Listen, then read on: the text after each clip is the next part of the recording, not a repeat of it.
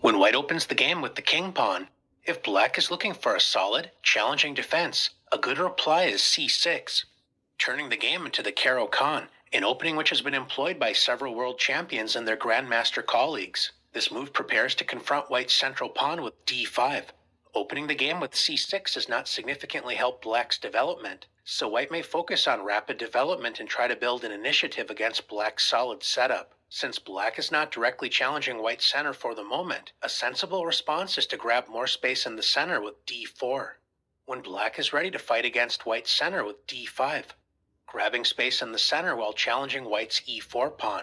White has a variety of choices, but we'll begin our exploration of the Caro kann with one of white's most challenging, as well as natural responses, e5.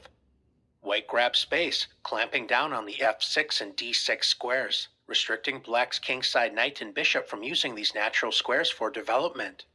An ambitious option to explore is c5, spending a second tempo on the c-pawn in order to attack the d4 pawn. Unlike the French defense, a similar opening in which black plays e6 on the first move to prepare d5. In the Caro kann, black's light-squared bishop is not blocked by a pawn, so black's most popular choice is to play bishop f5, activating the light-squared bishop before preparing to close the center with e6. We're going to introduce some interesting ideas explored by grandmasters, but when you're starting out with the Caro kann, you may see a move such as bishop d3. This is not a particularly ambitious choice, but it is seen at amateur level from time to time. Since the Caro kann often builds a light-squared pawn structure in the center, somewhat restricting the prospects of black's light-squared bishop, black shouldn't mind exchanging the bishops with bishop takes d3, queen takes d3. If black wants to simplify the game, then queen a5 check, intending to offer an exchange of queens with queen a6 is a reasonable path to explore. But another solid choice is to simply play e6. Black's idea is to strike against white's center with moves such as c5 and knight c6, when black shouldn't face any serious problems out of the opening. Offering an exchange of light-squared bishops is not a challenging option at this moment, so a more popular way to develop is knight f3, focusing on kingside development while supporting the center. Now that the light-squared bishop has entered the action, black can solidify the center with e6. The e6 pawn supports d5, while revealing the dark-squared bishop, preparing the pawn break c5. A popular choice for white is to continue with bishop e2. This modest-looking move is known as the Short variation, named after Grandmaster Nigel Short. Although this may not look like a particularly ambitious choice, black should not underestimate this variation, as several creative attacking grandmasters have played this system as white. One option to consider is knight d7, preparing the thematic pawn break c5. But black may also decide to immediately play c5, striking in the center, adding pressure against d4, and preparing to activate the knight with knight c6. Move order can be quite important in the Caro kann. Grandmaster Arkady Knightish, playing white, decided to castle. Of course, there's nothing wrong with this move, but his opponent, former world champion Vishwanathan Anand, was able to continue comfortably with knight c6, adding another attacker against the d4 pawn. If white decides to support the center with c3, one solid plan is knight g to e7, preparing to play bishop g4, pinning the knight on f3, followed by knight f5, when white's center is under intense pressure. In the game, Grandmaster Knightish played bishop e3, developing a piece while supporting the center, when Grandmaster Anand released the tension with the exchanges c takes d4, knight takes d4. White sets up a small trap, as black should not ignore white's serious lead in development and try to grab a pawn with knight takes e5, as this allows white to exploit black's exposed king and undeveloped kingside with bishop b5 check, encouraging black to move the knight once again with knight d7, which is well met by knight takes f5. Black is unable to capture the knight without giving up the d5 pawn, opening up the game, helping white's superior development overwhelm black's passive as well as underdeveloped position. Instead of the greedy knight takes e5, Grandmaster Anand exchanged a pair of minor pieces with knight takes d4, bishop takes d4. Black needs to activate the kingside, and the e5 pawn still has a cramping effect by denying black's knight access to the f6 square. This was no problem for Anand as he played knight e7. Black's plan is simple. He's going to play knight c6, adding pressure against d4 and e5. followed by bishop e7 and castling kingside. Grandmaster Knightish tried to open the position before black was able to comfortably complete his plan with c4. But black simply resolved the central tension with d takes c4, bishop takes c4, and then continued the plan by playing knight c6, threatening white's bishop while adding pressure against the e5 pawn. So white pinned the knight with bishop b5. Black prepared kingside castling while developing the bishop to e7. In the game, white decided to play knight c3, allowing black to castle with a comfortable position.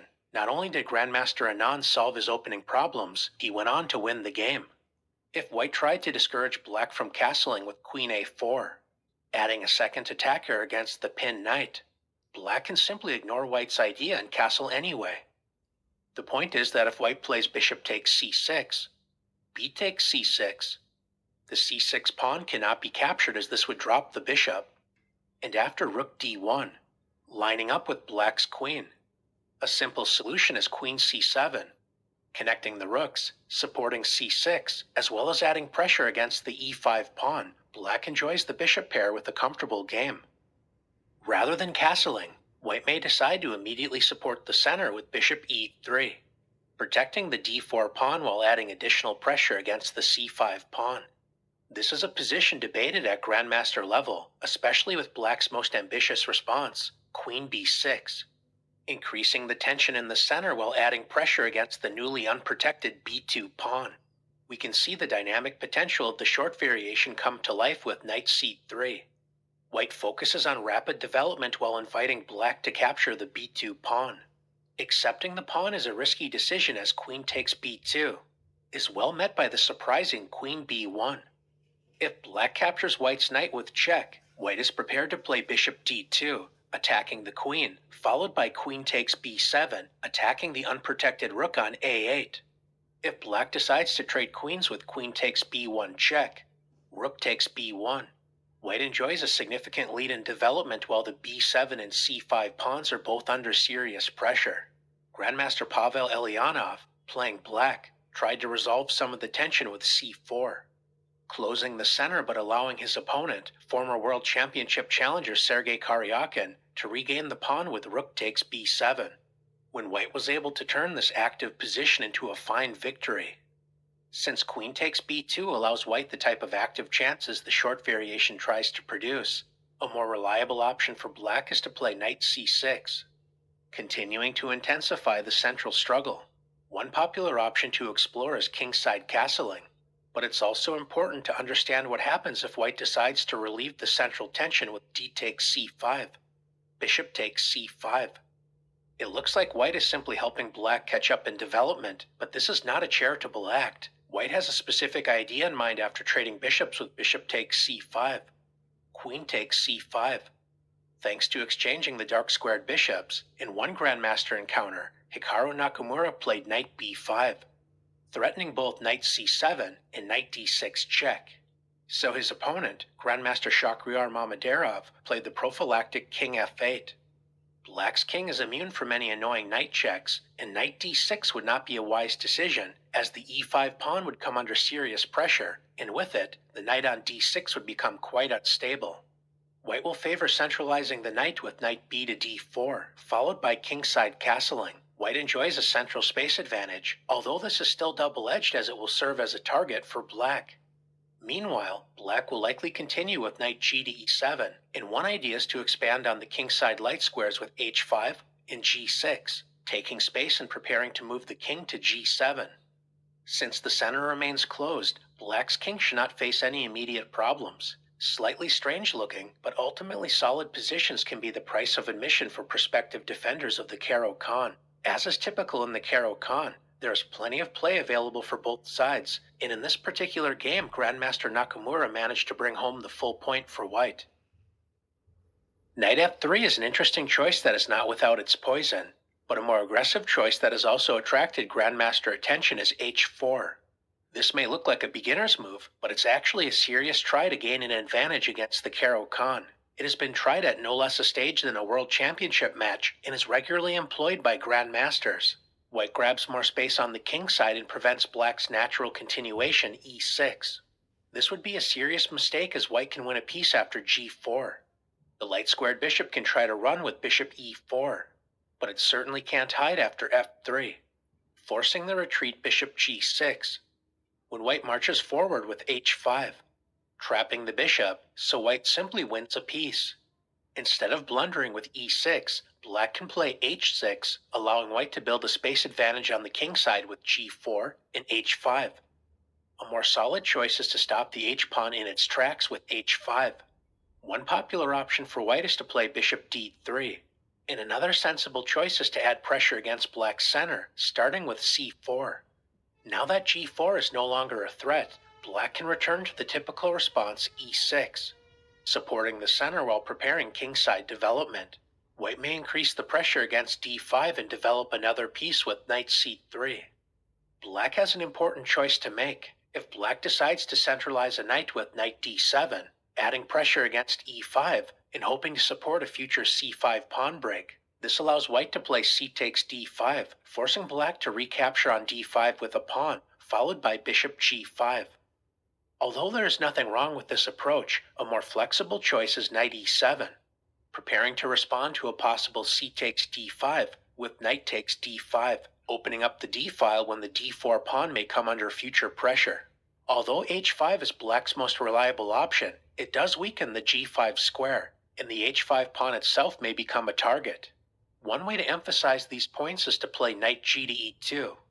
Black can continue to focus on development while supporting the center with knight d7, preparing to meet knight g3, adding pressure against both the h5 pawn and light-squared bishop by addressing both of these points with bishop g6, reinforcing the h5 pawn.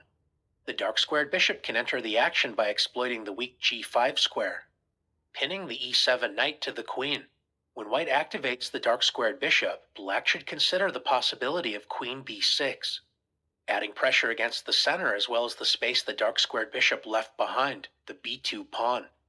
White can explore sacrificing the b2 pawn with the sharp rook c1, or else keep more control of the position with queen d2, centralizing the queen while supporting the b2 pawn. A challenging idea for black is to play d takes c4, opening up lines on the d-file, preparing to meet bishop takes c4, with queenside castling. We have reached a very sharp position typical of the h4 advance variation. White enjoys a space advantage with more active pieces, but black has pressure on the d-file, especially keeping in mind white's vulnerable d4 pawn. White may decide to castle queenside, but another plan is to gain a tempo against black's queen with knight a4, followed by adding pressure down the c-file with rook c1, provoking interesting complications with no shortage of interesting play for both sides. Advancing the pawn to e5 is a serious way to test the Caro kann. A less critical, but still important option is to simply exchange pawns with e takes d5, c takes d5. As we learned in the advance variation, black typically wants to activate the light-squared bishop before playing e6. In one high-level encounter, former world champion Bobby Fischer, playing white in this exchange variation, decided to challenge this idea with bishop d3, developing the bishop to an active diagonal and depriving black's light-squared bishop of the desirable f5 square. His opponent, former world champion Tigran Petrosian, responded with the sensible knight c6, adding pressure against the d4 pawn. If white decides to defend the pawn with knight f3, this allows black to activate the light-squared bishop with bishop g4, pinning the knight to the queen. So Bobby decided to play c3, reinforcing the center. Petrosian continued with knight f6, making a natural developing move and waiting to see how white will continue. Fischer actively developed the dark-squared bishop with bishop f4. We usually see knights quickly entering the game, but this unusual bishops before knight strategy makes it more difficult for black to comfortably develop the light-squared bishop. One interesting idea is to play g6, intending bishop f5, allowing white to double black's pawns on the f-file with bishop takes f5, g takes f5. Black is willing to accept this pawn structure in exchange for strong control over the light squares. Grandmaster Petrosian decided to activate his light-squared bishop immediately with bishop g4, attacking white's queen. Now that black has activated the light-squared bishop, the b7 pawn is no longer protected, so white responded with queen b3, adding pressure against black's center as well as the newly unprotected b7 pawn. Petrosian wasn't comfortable with the placement of white's queen and decided to play knight a5, disturbing white's queen as well as protecting the b7 pawn at the expense of misplacing black's knight on the edge of the board. Before retreating the queen, Fischer first inserted the useful move queen a4 check, provoking black to retreat the bishop with bishop d7. Now that the bishop has retreated, Bobby moved his queen to c2. After this maneuvering dance, white has a comfortable position, and although black is certainly doing okay, his light-squared bishop is less active than black would like, and the wayward knight on a5 will also have to spend time to return to the action. Grandmaster Fischer went on to win this important game on his path to qualify for the World Championship match, which he would also eventually win. Instead of playing Grandmaster Petrosian's knight a5, a more stable choice is to play queen d7, simply developing the queen while protecting the b7 pawn. White would like to play knight f3 without allowing structural damage after bishop takes f3. So a sensible choice is to first play knight d2.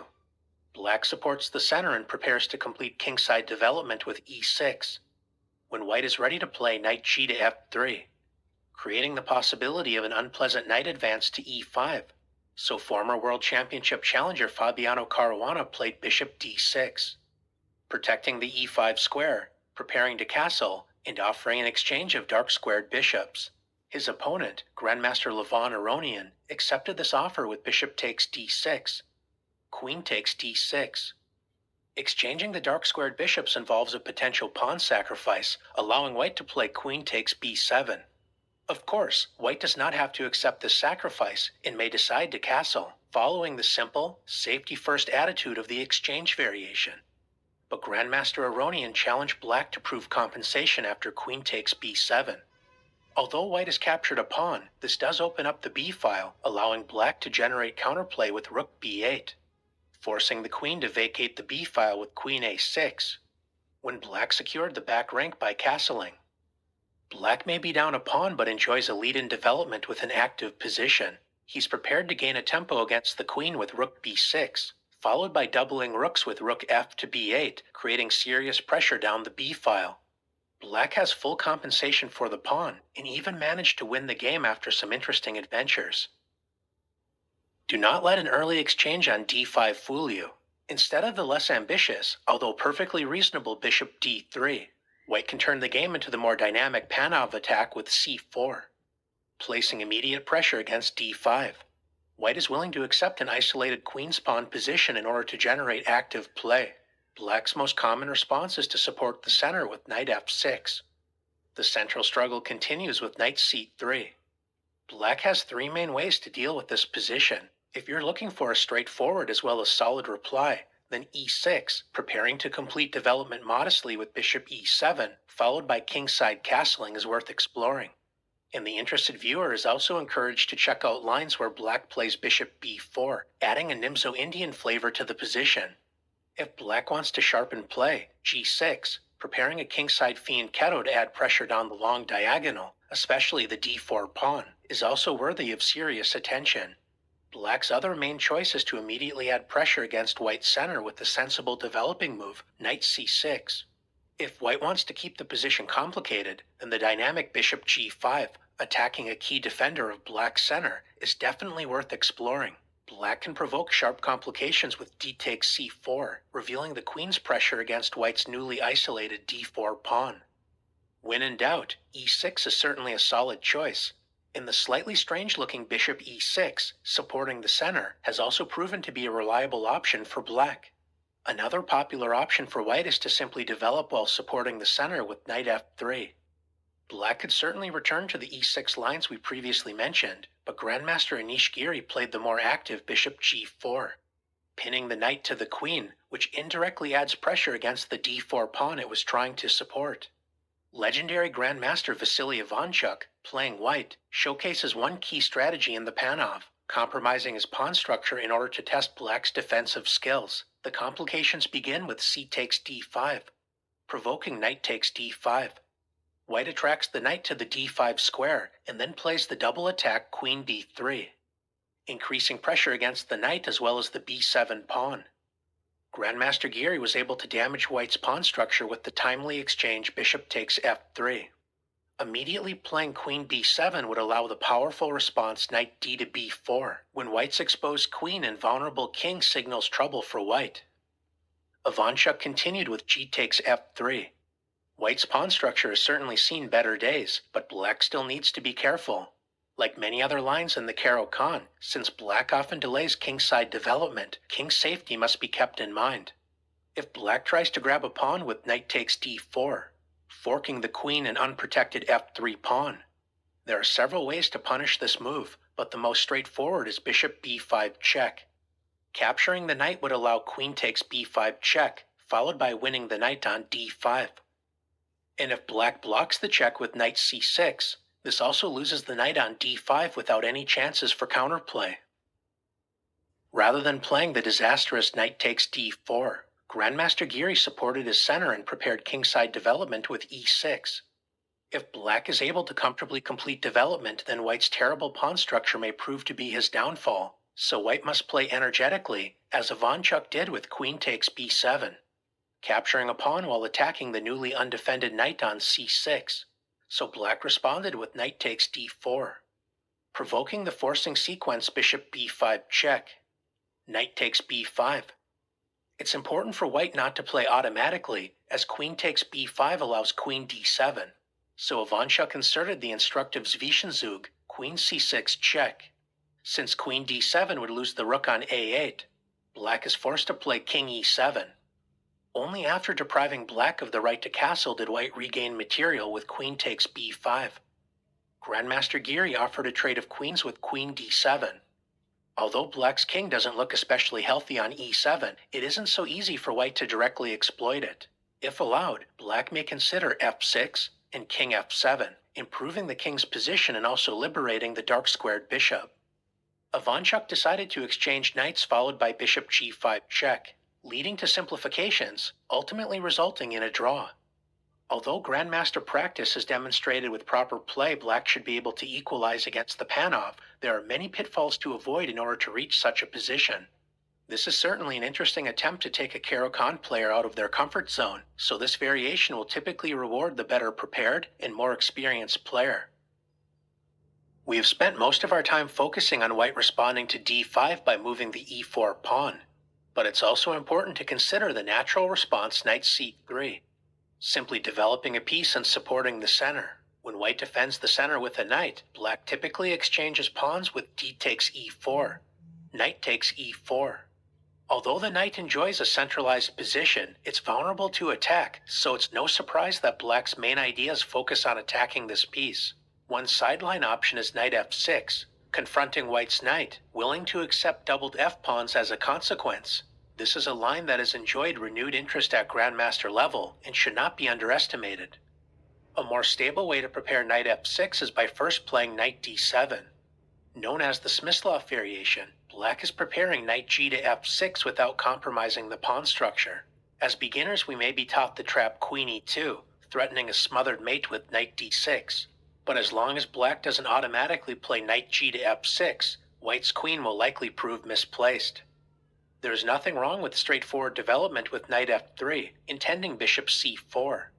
But if you're interested in learning more about the Smyslov variation, it's also important to study the lines after white's most ambitious response, knight g5.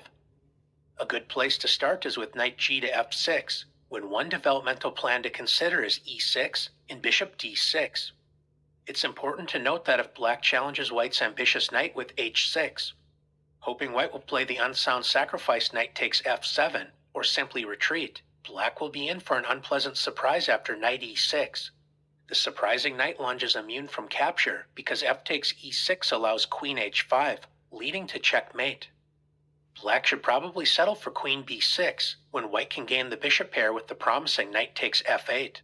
But if black decides to play more aggressively with queen a5 check, provoking bishop d2, in order to add pressure against the d4 and b2 pawns with queen b6. Now that the d8 square is no longer occupied by the queen, it appears f takes e6 is a threat, but white may calmly respond with bishop d3. White enjoys an excellent position with a tremendous lead in development. The queen is tied down to the c7 square, and if black makes the mistake of playing f takes e6, This allows the instructive tactic, queen h5 check, forcing king d8. White's queen is perfectly placed to support the deadly pin, bishop a5, when black loses the queen. The subtle Smyslov system with knight d7 is definitely worth considering, but black's most popular option is to play the classical variation with bishop f5. Following black's general plan of activating the light-squared bishop before committing to a solid pawn structure with e6, white typically retreats the knight and gains a tempo against the bishop with knight g3. When black maintains the bishop's presence on this active diagonal with bishop g6, knight f3 is a natural developing move, but black's bishop on g6 remains stable, so if white decides to play bishop d3, black is not obligated to capture this bishop, as black can always respond to an exchange on g6 with h takes g6, opening up the h-file for black's rook with a healthy position for black. This is why white's main line is to play the provocative h4, threatening to trap the bishop with h5. In this case, black should avoid committing to h5. This may look like a stable choice, but one issue black needs to contend with is the maneuver knight h3 to f4, attacking the bishop and h5 pawn. h5 weakens the g5 square, so white may also consider the plan knight f3, preparing to trade bishops with bishop d3. And once the light-squared bishop no longer protects f7, white is ready to play knight g5, intensifying the pressure against the f7 pawn. Since h5 leads to positional problems, black usually responds with h6, creating an escape square for the bishop on h7 without weakening the g5 square. Although there is nothing wrong with playing h5 immediately, white usually inserts the move knight f3, eyeing the e5 square, so black can develop and fight for control of this square with knight d7, when white continues the plan of kingside expansion with h5, gaining another tempo against the bishop, which retreats to the newly opened h7 square. Now that black's light-squared bishop is no longer in a stable position, white offers an exchange of bishops with bishop d3. Allowing white to capture the bishop on h7 is not a desirable prospect, so black typically exchanges bishops with bishop takes d3, queen takes d3. White increases the lead in development, a typical theme for white in the Caro kann. After resolving the issues with the light-squared bishop, black can commit to the solid light-squared structure with e6, placing pawns on e6 and c6, restraining white's central d4 pawn, creating a typical rock-solid Caro kann structure that is difficult to break down. Black is ready to continue with knight g to f6 and bishop e7, waiting to see how white may continue. Although black may remain flexible with where to commit the king, white's pawn on h5 makes it fairly clear that white will intend on castling queenside, emphasizing central and kingside pressure against black's structure. White's main decision is where to develop the dark-squared bishop, typically deciding between the d2 and f4 squares, options the interested viewer is encouraged to explore. We'll briefly mention that bishop f4 is the more active-looking square for the bishop. Black may continue sensibly with knight g to f6 and bishop e7, and provoke complications by castling kingside, but black may also decide to play queen a5 check, trying to provoke weaknesses on the side of the board where white will likely castle. So a common reply is bishop d2, allowing black's queen to move to c7, controlling the h2 to b8 diagonal. If white decides to play bishop d2 instead of bishop f4 immediately, we can transpose into this position by playing queen c7, or else remain flexible with knight g to f6, followed by bishop e7. As we can see, there are no shortage of interesting possibilities to explore in the Caro kann. In this classical variation of the Caro kann, white enjoys a space advantage with more room to maneuver the pieces, but black's rock-solid structure has typically sustained any pressure white has been able to place upon it, so this has been a reliable battleground in grandmaster practice for decades. The Caro kann is one of the most solid ways to respond to e4. This is not an easy opening to crack, so in addition to producing positional maneuvering games, if both sides are willing, there's plenty of scope to inject dynamic play into the position. In order to build a solid structure, black often grants white a space advantage as well as a lead in development, so if you're facing the Caro kann, you may look to build an early initiative. Grandmasters enjoy its solidity, as well as the ability to mix things up when necessary to play for a win. And if you're an amateur player looking for a reliable structure upon which to build your repertoire, the Caro kann may be the opening for you.